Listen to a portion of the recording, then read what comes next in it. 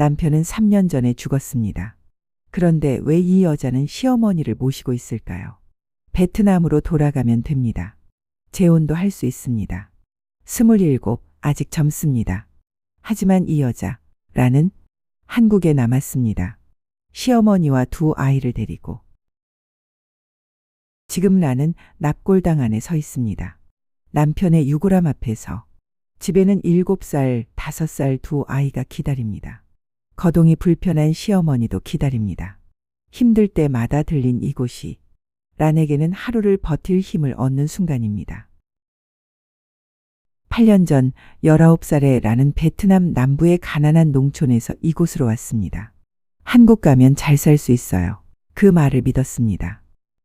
하지만 남편이 떠난 후 란에게 남은 건 빚과 두 아이, 그리고 거동이 불편한 시어머니뿐이었습니다.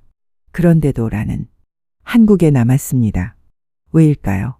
이 이야기는 27살 외국인 며느리가 한국의 겨울을 견디며 가족을 지키는 그 이유에 관한 이야기입니다. 새벽 4시, 란은 오늘도 이 시간에 일어났습니다.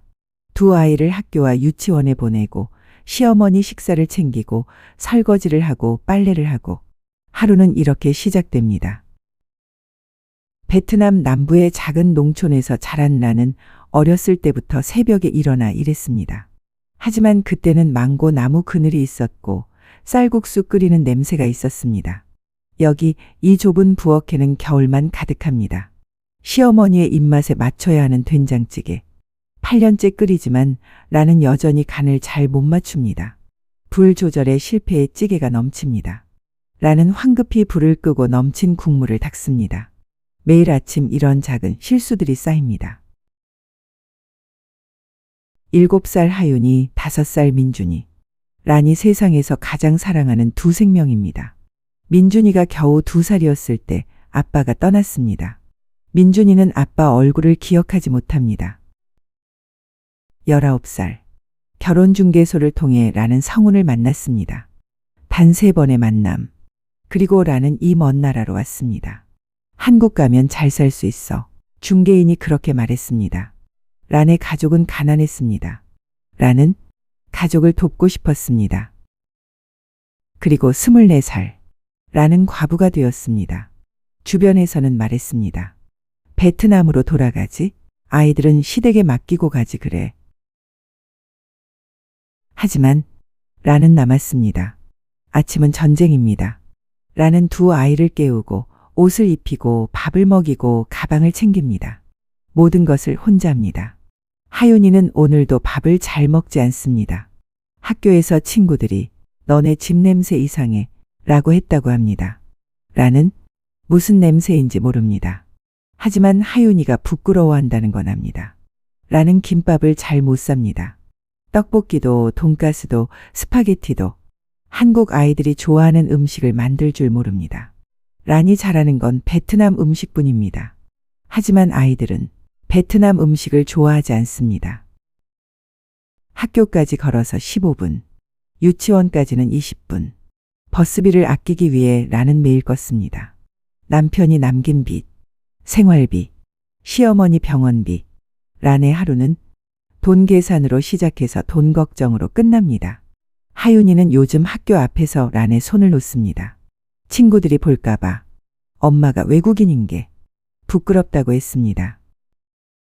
시어머니 박정숙 씨, 65, 당뇨 합병증으로 다리가 불편해진 지 6개월째입니다. 란이 식사를 챙기고 약을 챙기고 화장실까지 부축합니다. 하지만 정숙은 란을 차갑게 대합니다. 정숙은 숟가락을 놓습니다. 맛이 없다는 표시입니다. 매일 아침 이렇게 합니다. 란은 미안하다고 말하지 않습니다. 이미 수백 번 미안하다고 했습니다. 정숙은 한 번도 괜찮다고 말한 적이 없습니다. 정숙은 란을 미워하고 싶습니다. 아들 죽은 게 이 며느리 때문이라고 생각하고 싶습니다. 3년 전 그날 아침, 성우는 일찍 출근해야 했습니다. 새벽 근무, 공장까지는 차로 1시간. 성우는 피곤해 보였습니다. 그리고 그날 오후, 정숙에게 전화가 왔습니다. 어머님, 사고가 났습니다. 정숙은 그날을 기억합니다. 아들의 차가운 손을, 더 이상 뛰지 않는 심장을, 그리고 병원 복도에 서 있던 며느리를. 장례식 내내 정숙은 생각했습니다. 이 여자만 아니었어도 우리 아들이 그렇게 무리해서 일하지 않았을 텐데, 가족 때문에, 돈 때문에 죽도록 일하지 않았을 텐데. 정숙은 란을 원망하고 싶었습니다. 누군가를 미워해야 이 슬픔을 견딜 수 있을 것 같았습니다. 하지만 정숙은 란을 미워할 수가 없습니다. 란은 매일 빨래를 합니다. 시어머니의 옷, 아이들의 옷, 자신의 옷. 세탁기는 고장났습니다. 고칠 돈이 없습니다. 란은 손빨래를 합니다. 지난 3년 란은 한 번도 불평하지 않았습니다. 시어머니가 차갑게 대해도 밥맛이 없다고 투덜대도 란은 묵묵히 일했습니다. 아이들을 키우고 집안일을 하고 시어머니를 돌봤습니다. 정숙은 압니다. 란이 얼마나 힘든지. 27살. 청춘입니다. 베트남으로 돌아가면 재혼도 할 수 있습니다. 새로운 삶도 살 수 있습니다. 하지만 란은 여기 남았습니다. 장례식이 끝난 후 며칠 밤, 란이 정숙의 방에 왔습니다. 란은 정숙 앞에 무릎 꿇고 앉았습니다. 서툰 한국말로 말했습니다. 어머니, 저 안 가요. 베트남 안 가요. 우리 같이 살아요. 하윤이, 민준이, 저만 있어요. 어머니도 저만 있어요. 그날 밤 정숙은 아무 말도 하지 못했습니다. 고맙다고도 미안하다고도 괜찮다고도 말하지 못했습니다. 그저 고개를 돌렸습니다. 하지만 정숙은 그날 밤 란의 말을 기억합니다. 저만 있어요. 어머니도 저만 있어요. 란도 외로웠던 겁니다. 란도 혼자였던 겁니다. 정숙은 란을 미워할 수가 없습니다. 원망하고 싶어도, 차갑게 대하고 싶어도. 란의 그 작은 손이, 묵묵히 일하는 뒷모습이, 아이들을 안고 자는 모습이 정숙의 마음을 무너뜨립니다. 하윤이 담임 선생님이 연락을 했습니다. 상담이 필요하다고. 란은 무슨 일인지 알 것 같습니다. 하윤이가 요즘 학교에서 힘들어하는 것 같아요. 친구들이 하윤이 엄마가 외국인이라는 걸 놀린대요. 담임의 말입니다. 급식 먹을 때 너네 집에서 이상한 냄새 난다고 했다네요. 란은 무슨 냄새인지 모릅니다. 집에서 베트남 음식을 해 먹은 적도 없습니다. 하윤이가 싫어할까봐. 하지만 아이들은 란의 억양을 듣고 합니다. 이 엄마는 한국 사람이 아니구나. 담임은 말합니다. 어머님 잘못이 아니에요. 하지만 란은 합니다.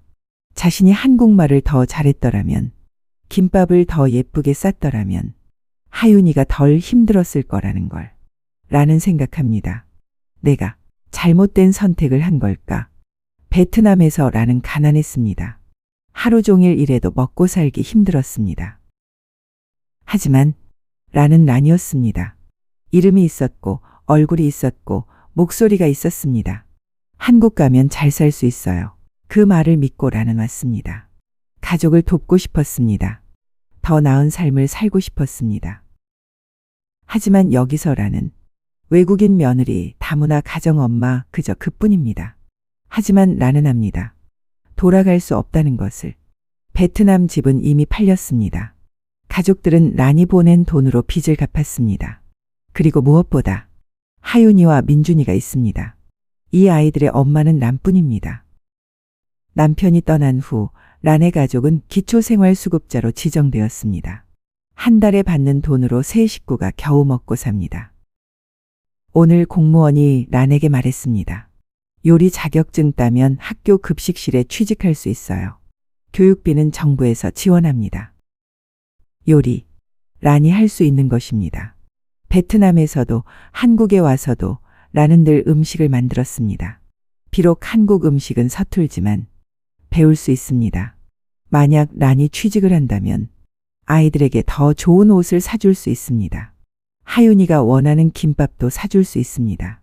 시어머니 병원비도 걱정 없이 낼 수 있습니다. 하지만 란은 또 생각합니다. 내가 일을 나가면 아이들은 누가 돌보지? 시어머니는? 가끔 란은 남편의 물건 상자를 엽니다. 남편의 시계, 지갑, 편지들. 란이 베트남에서 보낸 편지들입니다. 8년 전 결혼 전에 쓴 편지입니다. 성훈 오빠, 저 열심히 한국말 공부하고 있어요. 오빠 만나면 한국말 잘하는 모습 보여줄게요. 저 요리도 잘해요. 오빠한테 맛있는 음식 많이 해줄게요. 한국 가면 행복할 수 있을까요? 19살 나는 행복을 꿈꿨습니다. 그리고 행복했습니다. 잠깐이지만 성우는 란에게 친절했습니다. 하윤이가 태어났을 때, 민준이가 태어났을 때 성우는 정말 기뻐했습니다. 우리 딸 예쁘지? 란 고마워. 성훈의 마지막 말들이 란의 기억 속에 남아 있습니다. 조금만 더 힘내. 내가 돈 더 벌어서 란 고향에도 같이 가자. 성훈의 약속. 지켜지지 못한 약속. 란이 베트남으로 돌아가지 않은 이유. 그건 이 가족이 란의 전부이기 때문입니다. 여기가 란의 집입니다. 슬프고 힘들고 외롭지만 란의 집입니다. 정숙도 잠들지 못합니다. 요즘 자주 그렇습니다. 밤이 되면 아들 생각이 나고 며느리 생각이 나고. 정숙은 란에게 미안합니다. 처음 란이 왔을 때 정숙은 반기지 않았습니다. 외국인 며느리라는 게 부끄러웠습니다. 말도 안 통하고 음식도 다르고.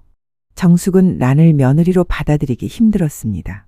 하지만 세월이 흐르면서 정숙은 알게 되었습니다.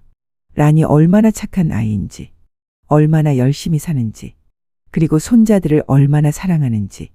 2년 전 정숙이 넘어져 허리를 다쳤을 때 란은 밤새 정숙을 간호했습니다. 어머니, 괜찮아요? 아파요? 서툰 한국말로 계속 물어봤습니다. 그때 정숙은 울었습니다. 정숙이 란의 손을 잡습니다. 주름진 손과 거친 손. 두 여자의 손이 겹쳐집니다. 정숙의 입이 천천히 열립니다. 미안해. 고마워. 정숙이 란에게 처음으로 하는 말입니다. 란은 그 의미를 다 이해하지 못할 수도 있습니다. 하지만 란은 압니다.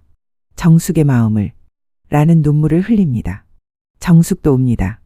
두 사람 한참을 그렇게 있습니다. 요리교실 첫날. 란은 새벽부터 일어나 준비했습니다. 오랜만에 느끼는 설렘입니다. 여기서 란입니다. 외국인 며느리가 아니라 다문화 가정 엄마가 아니라 그냥 요리를 배우러 온 란입니다. 그리고 여기에는 란처럼 한국말이 서툰 사람들이 있습니다. 란처럼 한국 생활이 힘든 사람들이 있습니다. 란은 처음으로 혼자가 아니라는 걸 느낍니다. 강사가 다가와 칭찬합니다. 란은 환하게 웃습니다. 이 이야기가 시작된 이후 란의 첫 진짜 미소입니다. 봄입니다. 남편이 떠난 지 3년 하고도 2개월. 란은 오늘도 납골당에 왔습니다. 하지만 오늘은 아이들과 함께입니다. 하윤이는 요즘 학교에서 조금 나아졌다고 합니다. 담임 선생님이 반 아이들에게 세계 여러 나라에 대해 가르쳤습니다. 하윤이가 베트남에 대해 발표했습니다. 우리 엄마 나라예요. 하윤이가 처음으로 당당하게 말했습니다. 민준이는 이제 조금 큰 것 같습니다. 엄마, 사랑해. 라고 말합니다. 란의 손을 꼭 잡습니다. 란은 하늘을 봅니다. 맑은 봄 하늘입니다. 란은 아직도 한국말이 서툽니다. 김밥도 잘 못 삽니다. 하지만 란은 포기하지 않습니다. 란은 이제 압니다. 베트남으로 돌아가지 않은 이유. 그건 단순합니다. 여기에 란의 가족이 있으니까. 하윤이와 민준이가 있으니까. 정숙 어머니가 있으니까. 그리고 성훈의 사랑이 있으니까. 란의 겨울은 아직 끝나지 않았습니다. 앞으로도 힘든 날들이 있을 것입니다. 외로운 밤들이 있을 것입니다. 하지만 란은 알고 있습니다. 봄은 반드시 온다는 것을. 그리고 자신은 혼자가 아니라는 것을.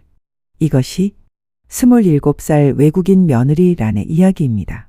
끝나지 않은 이야기. 계속되는 이야기. 그리고 희망의 이야기.